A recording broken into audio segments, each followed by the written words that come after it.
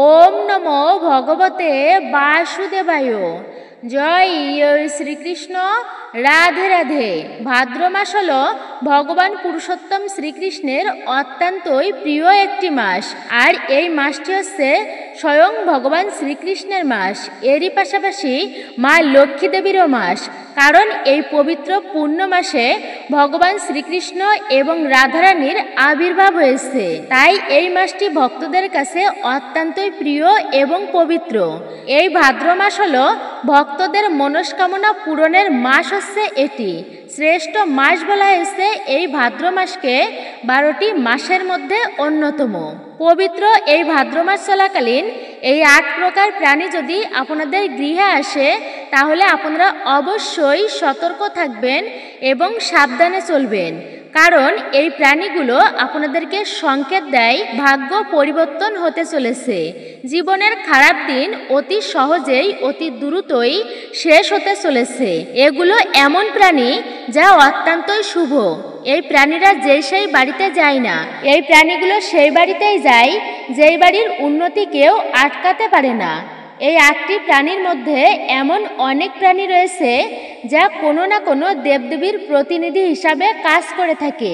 তাই প্রতিটি মানুষের এই প্রাণী সম্পর্কে জানা খুবই প্রয়োজন এবং খুবই গুরুত্বপূর্ণ। আপনাদের বাড়িতেও এমন ধরনের প্রাণী আসে তবে আপনি জেনে নেবেন যে আপনার দুর্ভাগ্য মুহূর্তের মধ্যে সৌভাগ্যে পরিণত হতে চলেছে এবং আপনার জীবনে ভালো সময় আসতে চলেছে খুবই দ্রুত। তা অবশ্যই আপনারা জানবেন কোন কোন প্রাণী এই পবিত্র ভাদ্র মাস চলাকালীন আপনাদের বাড়িতে এলে সৌভাগ্যের দ্বার খুলতে চলেছে আপনার। এই পবিত্র ভাদ্র মাসের গুরুত্ব সনাতন ধর্মে অপরিসীম। চাতুর্মাসের মধ্যে একটা শ্রেষ্ঠ মাস হচ্ছে এই ভাদ্র মাস। স্বয়ং ভগবান পুরুষোত্তম এই ভাদ্র মাসে আবির্ভূত হয়েছেন দুষ্টের দমন করতে, শিষ্টের পালন করতে, সাধু সন্তদের রক্ষা করতে, ধর্ম প্রতিষ্ঠা করতে, অশুভ শক্তিকে নাশ করতে, ভক্তের মনস্কামনা পূরণ করতে। আপনারা এরই পাশাপাশি জানবেন জীবনে খুব খারাপ কিছু ঘটার আগে এই 5টি সংকেত অবশ্যই আপনারা পাবেন। কি কি সংকেত আপনারা তা জানতে পারবেন এই ভিডিও থেকে পরিষ্কারভাবে। এই সমস্ত কিছুই আজকের এই ভিডিওতে বিস্তারিত আলোচনা করা হবে। খুবই গুরুত্বপূর্ণ হতে চলেছে আমাদের আজকের এই ভিডিওটি। প্রতিটি সনাতনীদের জানা একান্ত প্রয়োজন। নমস্কার, আমি দীপা দত্ত, গীতা ভাগবত পাঠিকা, সনাতন ধর্মের প্রচারিকা। দেশ ও দেশের বাইরে থেকে যে সকল দর্শকেরা এই মুহূর্তে ভিডিওটি অন করেছেন তাদের প্রত্যেককে সুস্বাগত জানাই রায়কিশোরী দীপা অর্থাৎ সনাতন ধর্মীয় তথ্যমূলক চ্যানেলে। আমি সর্বদা চেষ্টা করি সনাতন ধর্মের এরকমই সকল গুরুত্বপূর্ণ বিষয়গুলি আপনাদের সামনে উপস্থাপন করতে, শেয়ার করতে। আসুন কিছুক্ষণ সময় প্রত্যেকে একসঙ্গে ধৈর্য ধরে আজকের এই গুরুত্বপূর্ণ বিষয় প্রসঙ্গে আমরা বিস্তারিতভাবে জেনে নিই। ভিডিওটি শুরু থেকে শেষ পর্যন্ত মনোযোগের সহিত শ্রবণ করে বা দেখে যদি আপনাদের ভালো লেগে থাকে অবশ্যই একটি লাইক করবেন।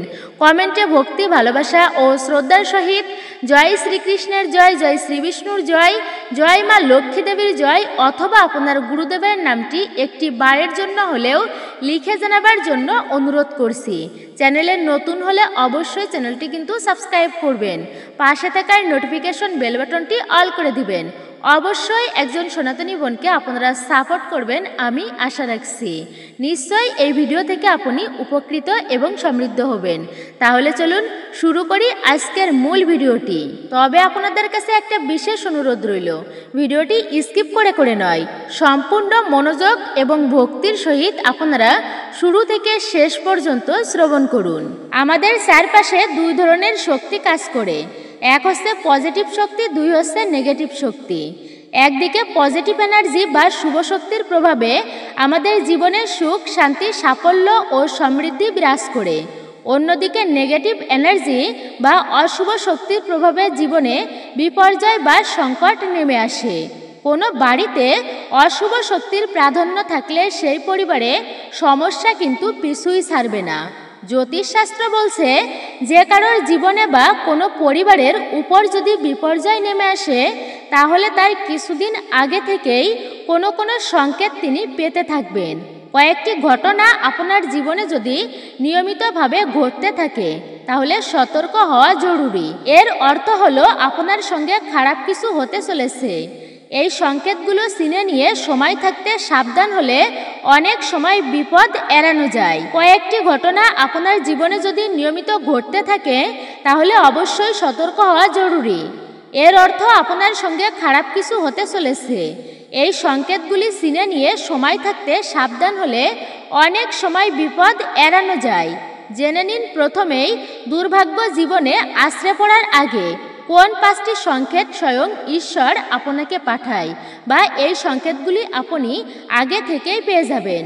তো প্রথমত হচ্ছে পেঁচার কান্না। সাদা পেঁচা অথবা লক্ষ্মী পেঁচার দর্শন পাওয়া কিন্তু অত্যন্তই শুভ।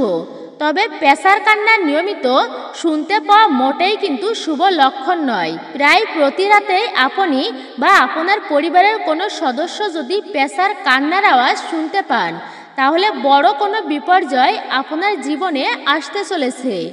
এমনকি এর ফলে পরিবারের কোনো সদস্যর মৃত্যু পর্যন্ত হতে পারে। দ্বিতীয়ত হলো পিঁপড়া।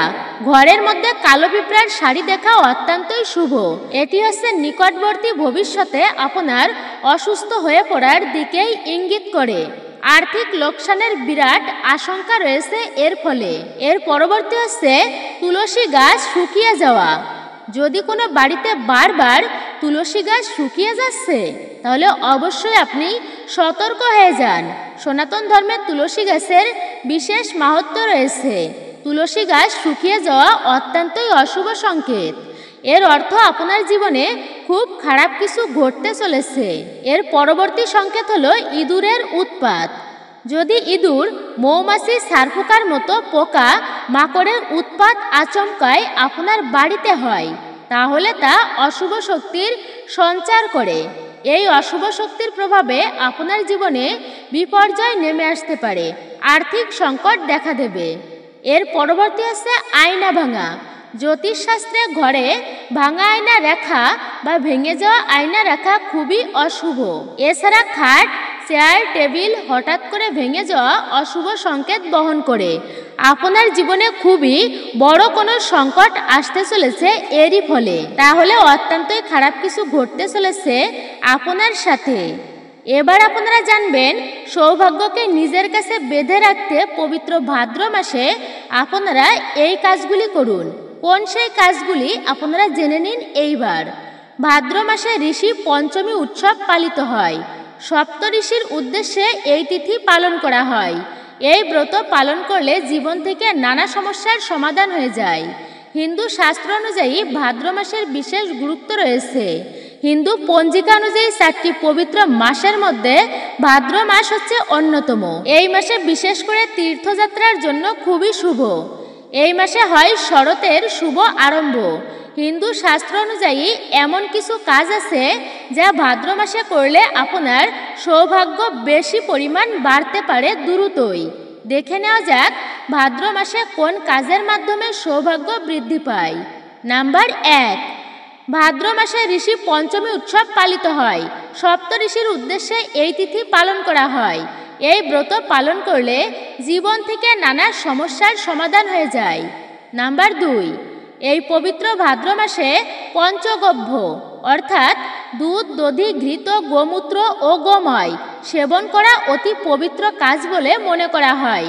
সঠিক পরিমাণে পঞ্চগভ্য সেবন করলে দেহ ও মন পবিত্র থাকে। নাম্বার 3, ভাদ্র মাসে শ্রী রাধারানী জন্মগ্রহণ করেছিলেন। তাই এই মাসে রাধা অষ্টমী ব্রত পালনের মাধ্যমে নিজের সৌভাগ্য ফেরানো যেতে পারে। অর্থাৎ রাধারানীর আবির্ভাব তিথি এই ভাদ্র মাসেই এবং পরম পুরুষোত্তম ভগবান শ্রীকৃষ্ণের আবির্ভাব এই পবিত্র ভাদ্র মাসে। নাম্বার 4, এই মাসে খাওয়ার বিশেষ নিয়মে বলা আছে যে কোনো গুরুপাক জাতীয় খাবার খাওয়া একদমই উচিত নয়। মশলাদার ও উত্তেজক খাবার পানীয় গ্রহণ করা উচিত নয়। নাম্বার 5, এই মাসে অন্যতম প্রধান উৎসব হচ্ছে গণেশ চতুর্থী। এই ব্রত পালন করা অতি শুভ এবং প্রায় সারা ভারতবর্ষ এই ব্রত পালন করে থাকেন। বিশেষ করে সারা দেশেই গণেশ ব্রত পালন হয়ে থাকে। ভাদ্র মাসকে শূন্য মাস বলা হয়। প্রাচীন কৃষি সভ্যতায় এই মাসে ধান কাটা হতো। কৃষি কাজ প্রায় বন্ধ থাকতো, তাই এই মাসে কোনো মাঙ্গলিক কাজ করা উচিত নয়। তবে আপনাদেরকে আরেকটি বিশেষ কথা আমি বলতে চাই, আর সেটি হলো আপনারা প্রতিদিন নিয়ম করে প্রভাতকালে বা খুব সকাল সকাল ঘুম থেকে উঠে বিছানায় বসে যদি আপনারা এই মন্ত্রটি জপ করতে পারেন, তবে আপনাদের জীবনে বিশেষ উন্নতি হবে এবং ভগবানের আশীর্বাদ ও কৃপা অতি সহজেই প্রাপ্তি করতে পারবেন। ভগবান অতি প্রসন্ন হবেন আপনার প্রতি। আর সেই কার্যটি হলো আপনারা সকালে বাসি বিছানায় বসে সর্বপ্রথমেই আপনারা দুহাত মেলে, অর্থাৎ দু হাতের আপনারা কর দর্শন করবেন, মানে হাতের তালু দর্শন করবেন। তো তালু দর্শন করে আপনারা এই মন্ত্রটি জপ করবেন। করাগ্রে বসত লক্ষ্মী, করমধ্যে সরস্বতী, করমূলে তু গোবিন্দম, প্রভাতে কর দর্শনম। এতে আপনারা বিশেষ সাফল্য অর্জন করতে পারবেন।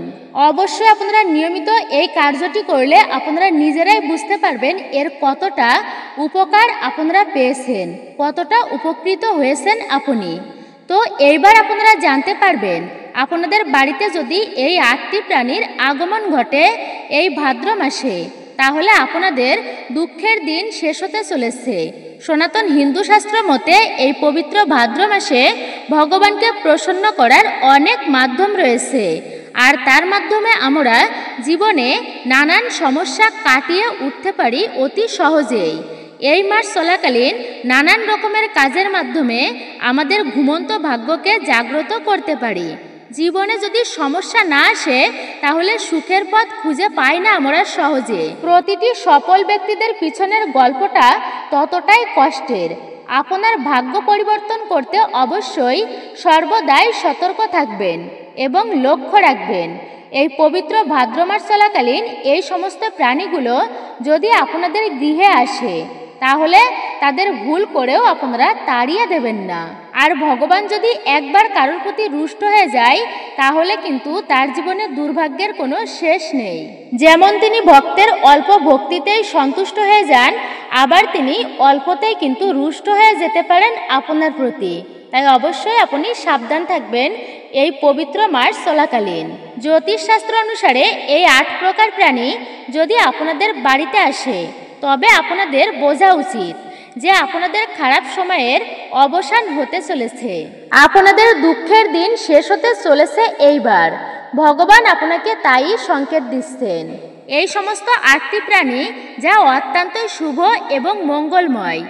এই প্রাণীরা সেই বাড়িতেই যায় যেই বাড়ির উন্নতি কেউ দমিয়ে রাখতে পারে না। এই 8 ধরনের প্রাণী যেই বাড়িতে যায় সেই বাড়িতে প্রবেশ করেন স্বয়ং ভগবান শ্রীকৃষ্ণ এবং মা লক্ষ্মী দেবী। এই 8 ধরনের প্রাণী সেই সমস্ত বাড়িতে প্রবেশ করে যেই বাড়ির সদস্যদের ভাগ্য ফিরতে চলেছে নতুনভাবে। অন্যথায় সবার বাড়িতে এই ধরনের প্রাণীরা কিন্তু একদমই প্রবেশ করে না। তাই সর্বদাই আপনারা বাড়িঘর দুয়ার পরিষ্কার পরিচ্ছন্ন করে রাখবেন। কোনো রকম বাড়িঘর দুয়ারে ময়লা আবর্জনা যেন না থাকে, সেদিকে অবশ্যই লক্ষ্য রাখবেন। আপনার বাড়ির মূল দরজার সামনে কখনোই নোংরা, ছেঁড়া জুতা, চপ্পল, ছেঁড়া কোনো বস্তু আপনারা রাখবেন না দরজার সম্মুখে। সময় মতন ঘরের দরজা জানালা খুলে রাখুন, যাতে মা লক্ষ্মী আপনার গৃহ থেকে ফিরে না যান এবং মা লক্ষ্মী দেবী আপনার গৃহে প্রবেশ করতে পারে। তো আসুন প্রত্যেকে আমরা জেনে নিই সেই 8টি প্রাণী সম্পর্কে, যে প্রাণীগুলো আপনার গৃহে আসার অর্থ আপনার ভাগ্য চমকাতে চলেছে, সুখ, শান্তি, সমৃদ্ধি আসতে চলেছে আপনার জীবনে চরম আকারে। তো আসুন আমরা স্টেপ বাই স্টেপ সেই প্রাণীগুলোর নাম জেনে নিই। নাম্বার 1, প্রজাপতি। যখন গৃহে প্রজাপতি আসে আপনি মনে রাখবেন প্রজাপতির আগমন কিন্তু অত্যন্তই শুভ লক্ষণ নিয়ে আসে এই প্রজাপতিরা। প্রজাপতি যেমন রঙিন, তেমনি প্রজাপতি আমাদের জীবনে সৌভাগ্যের বিভিন্ন রং ছড়িয়ে যায় আর আমাদের জীবন আনন্দে ভরে ওঠে। তাই প্রজাপতি ঘরে আসাকে খুবই শুভ লক্ষণ বলে, তাও যদি এই পবিত্র ভাদ্র মাসে হয়। বাস্তুশাস্ত্রে প্রজাপতি সম্পর্কে সুন্দর বর্ণনা দেওয়া হয়েছে। যখনই প্রজাপতি গৃহে আসে সেই বাড়ির সময় পরিবর্তন হতে চলেছে। তাই যখনই প্রজাপতির আগমন হয় আপনার গৃহে, তাকে কখনো আপনারা ধরবেন না, মারবেন না, বিরক্ত করবেন না। প্রজাপতি সর্বদাই শুভ লক্ষণ বহন করে নিয়ে আসে আপনার গৃহে। যদি আপনাদের ঘরে কালো পিঁপড়ার পরিমাণ বৃদ্ধি পায়, তবে লাল পিঁপড়া নয় কিন্তু কালো পিঁপড়া, তাহলে বুঝবেন আপনার ঘরে দেবী মা লক্ষ্মীর আগমন শুরু হয়েছে। জ্যোতিষ অনুযায়ী আপনার গৃহের পূর্ব দিক থেকে কালো পিঁপড়া যদি বের হয় বা আপনার গৃহে যদি আসে পূর্ব দিক থেকে, তাহলে আপনি বুঝবেন আপনাদের ভাগ্য খুব তাড়াতাড়ি জাগ্রত হতে চলেছে। খুব শীঘ্রই দুঃখের দিন আপনার শেষ হতে চলেছে। আর কালো পিঁপড়া যদি পশ্চিম দিক থেকে বের হয়, তবে আপনি বুঝবেন আপনার শুভ যাত্রায় যেতে চলেছেন আপনি। যদি উত্তর দিক থেকে কালো পিঁপড়ার আগমন হয় আপনার গৃহে, তাহলে অবশ্যই বুঝবেন নিজের অথবা আপনার বাড়িতে বিবাহ সংক্রান্ত যে সমস্যা ছিল তা দূরীভূত হতে চলেছে। অনেক দিন ধরে আটকে থাকা বিবাহ সংক্রান্ত বাধা খুবই শীঘ্রই সমাধান হতে চলেছে। যদি গৃহের দক্ষিণ দিক থেকে কালো পিঁপড়া আপনার গৃহে আসে, অথবা আপনি দেখছেন যে আপনার বাড়িতে দক্ষিণ দিক থেকে কালো পিঁপড়া বের হয়ে আপনার দিকেই আসছে, তাহলে বুঝতে হবে আপনাকে আপনি হঠাৎই যে কোনোভাবেই হোক না কেন আকস্মিকভাবে টাকা পয়সা পেতে চলেছেন। জীবনের শুভ ফল পেতে পিঁপড়াকে প্রতিদিন চিনি বা মিষ্টি জাতীয় খাবার আপনি খেতে দিন, কিন্তু কখনো ভুলক্রমেও পিঁপড়াদেরকে আপনি মারবেন না। মনে রাখবেন আপনার জন্য এটি ইতিবাচক সংকেত বহন করে নিয়ে আসছে। নাম্বার 3, মৌমাছি। আপনাদের বাড়িতে যদি হঠাৎ করেই বা বাড়ির আশেপাশে মৌমাছি মৌচাক তৈরি করে এই পবিত্র ভাদ্র মাসে, তবে এটি বাড়ির সদস্যদের আর্থিক উন্নতি হওয়ার সম্ভাবনা। গৃহে বা তার আশপাশে মৌচাক তৈরি করলে আপনি বুঝবেন আপনাদের দারিদ্রতা ও দুঃখ কষ্টের অবসান হতে চলেছে এবার। মৌমাছিরা সৌভাগ্য এবং সাফল্যের প্রতীক হিসাবে বিবেচনা করা হয় মৌমাছিকে। তারা আত্মবিশ্বাস ও বিশুদ্ধতা এবং উৎপাদন সৃজনশীলতা প্রতিনিধিত্ব করে। এই কারণে বাড়িতে মৌমাছির মৌচাক রাখাকে ইতিবাচক প্রভাব হিসাবে বিবেচিত করা হয়। এটা বিশ্বাস করা হয় যে মৌমাছিরা অমৃতের প্রতীক এবং ব্যক্তির জীবনে ভাগ্য ও অর্থকে আকর্ষণ করে মৌমাছি। নাম্বার 4, টিকটিকি। টিকটিকিকে দেবী মা লক্ষ্মীর প্রতীক হিসাবে মানা হয়। প্রায় প্রতিটি গৃহে টিকটিকি দেখা যায়, কিন্তু যদি আপনি দর্শন করেন 3টি টিকটিকি, হ্যাঁ 3টি টিকটিকি একসাথে আপনার বাড়িতে ঘুরে বেড়াচ্ছে বা আপনার ঘরের ভিতরে ঘুরে বেড়াচ্ছে বা দেওয়াল বেয়ে উপরের দিকে উঠে যাচ্ছে, 3টি টিকটিকি একসাথে, তাহলে এটিকে খুবই শুভ সংকেত বলে গণ্য করা হয় বাস্তুশাস্ত্রে এবং জ্যোতিষশাস্ত্রে। আর এছাড়াও যদি আপনার গৃহে ঠাকুর ঘরের আসনে টিকটিকিকে দেখতে পান, তাহলে তা খুবই শুভ এবং মঙ্গলজনক। এবং এমনটা দেখলে গঙ্গাজল ছিটিয়ে আপনার কোনো মনের ইচ্ছা মনোবাসনা আপনার আরাধ্য দেবদেবী বা গুরুদেবের স্মরণ করে আপনি তা জানাতে পারেন বা ভগবানকে স্মরণ করে তাহার নিকট প্রার্থনা করতে পারেন। আপনি বিশ্বাস রাখুন, অবশ্যই তা পূর্ণ হবে। এছাড়াও যদি আপনি আপনার বাড়ির তুলসী মঞ্চে টিকটিকির দর্শন পান, তবে তা ধনসম্পদকে আকর্ষণের বার্তা দেয়, ইঙ্গিত বহন করে ধনসম্পদের অর্থকে আকৃষ্ট করে। বাস্তুশাস্ত্র মতে দীপাবলিতে টিকটিকি দর্শন করাকে খুবই শুভ এবং মাঙ্গলিক বলা হয়েছে। যে ব্যক্তি দীপাবলিতে টিকটিকির দর্শন করে তার ভাগ্য অতি সহজেই পরিবর্তন হবে, দুর্ভাগ্য সৌভাগ্যে পরিণত হবে সহজে। নাম্বার 5, কালো ভ্রমর। আপনাদের গৃহে যদি কালো ভ্রমর আসে, তবে সে আপনাদের ঘরকে সুখ শান্তিতে ভরে দেয়। আপনাদের জীবনে এত বেশি সুখ আসবে যা আপনি কখনো কল্পনাও করতে পারবেন না। কালো ভ্রমর আপনাদের জীবনে পরিবর্তনের সংকেত নিয়ে আসে। বাস্তুমতে বলা হয়, যে ঘরে কালো ভ্রমরের আগমন হয় সেই ঘরে কুবের দেবের প্রবেশ ঘটে। ধনসম্পদের দেব হচ্ছে কুবের দেব। কুবের দেব তার জন্য ধনসম্পদের ভাণ্ডারের দ্বার খুলে দেন। তবে ঘরে কালো ভ্রমর এলে তাকে বিরক্ত করবেন না। এর থেকে অনুমান করতে পারবেন যে ভাগ্য চমকাতে চলেছে আপনার নতুন রূপে। আপনি বিরাট কিছু পেতে চলেছেন। আমি যে সংকেতগুলোর কথা বলছি এগুলো কিন্তু একদমই কুসংস্কার নয়, অবশ্যই আপনারা মনে ভক্তি এবং বিশ্বাস, ঠাকুরের প্রতি আস্থা রাখুন, ভরসা রাখুন এবং আপনার মনের ভক্তি আর বিশ্বাসে ঈশ্বর নিশ্চয় তা পূর্ণ করে দেবেন। কিন্তু কখনো আপনি এই সংকেতগুলি অবহেলা করবেন না। নাম্বার 6, সুসো যদি ব্যক্তির আশেপাশে ঘোরাঘুরি করে তাহলে সেই ব্যক্তি তার জীবনে অনেক উন্নতি করতে পারবে নিশ্চিতভাবে। সেই ব্যক্তির সমস্ত দুঃখ কষ্ট সমস্যা দূর হয়ে যাবে।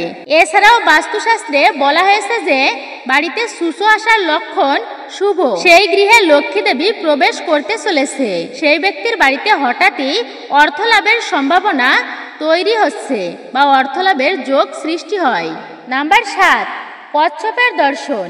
ধর্মীয় মান্যতা অনুসারে কচ্ছপের মধ্যে ভগবান বিষ্ণুর বাস হয় বলে বিশ্বাস করা হয়। বলা হয়ে থাকে যে সমস্ত গৃহের আশেপাশে কচ্ছপ দেখা যায় এটি ইঙ্গিত দেয় যে বাড়িতে সুখ শান্তির আগমন হতে চলেছে এবং বাড়িতে যে কোনো অশুভ শক্তির নাশ হতে চলেছে।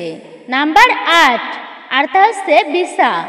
আপনার ঘরে বিছার উপস্থিতি বা বিছার আগমন শুভ বা অশুভ দুয়েরই লক্ষণ নিয়ে আসে। কিন্তু যদি ঠাকুর ঘরের আসনের নিচেই বা ঠাকুর সিংহাসনের আশেপাশে বিছাকে আপনি ঘুরতে দেখেন, মানে ঘুরে বেড়াতে দেখেন, তবে এটি সৌভাগ্যের লক্ষণ।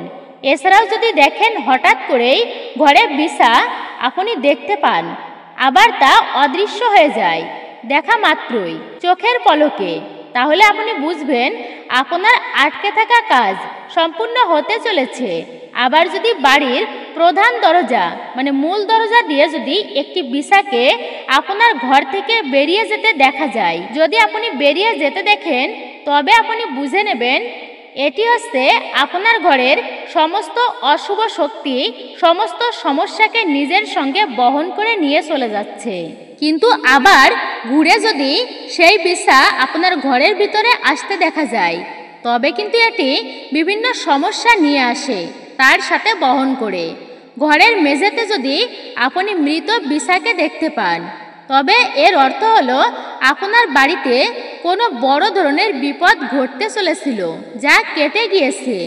তবে বাস্তু অনুযায়ী যদি আপনার মূল দরজার, টয়লেটের বা সিঁড়ির কাছে বিছা দেখতে পান আপনি, তাহলে বুঝতে হবে রাহু আপনার রাশিতে দুর্বল হওয়ার প্রতীক হিসাবে বিবেচনা করা হয়ে থাকে। ভবিষ্যতে আপনি কোনো বড় ধরনের রোগে ভুগতে পারেন। এই পবিত্র ভাদ্র মাস চলাকালীন যদি আপনারা স্বপ্নে দেখতে পান নাগনাগিনীর দর্শন তাহলে এটিকে অত্যন্তই পবিত্র সংকেত বলা হয়।